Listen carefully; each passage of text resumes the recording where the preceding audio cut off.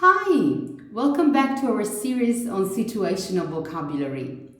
Today, let's talk about words that are very important for understanding climate change.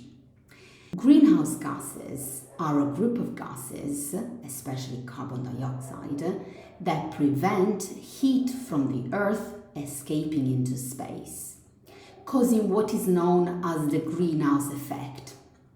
The greenhouse effect, caused by an increase in greenhouse gases, is believed to be the cause of a gradual warming of the surface of the Earth.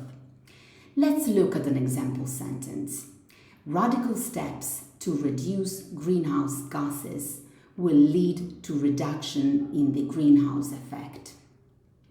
Carbon dioxide is one of the main greenhouse gases. It is the gas formed when fuel is burned or when people or animal breathe out.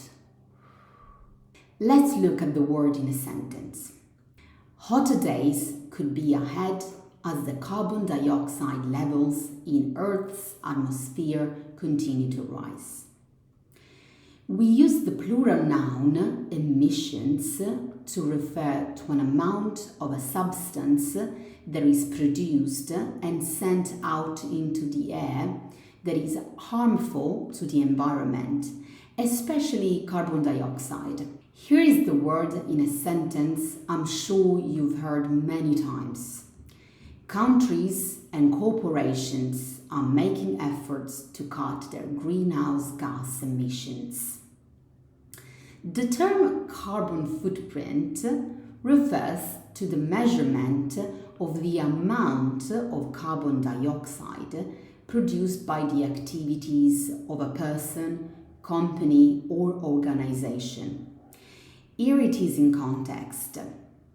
The four main areas that determine your carbon footprint are electricity usage, oil or natural gas usage, car mileage, and plane trips. What do you do every day to lower your carbon footprint? Let us know in the comments, and I'll catch you in the next video.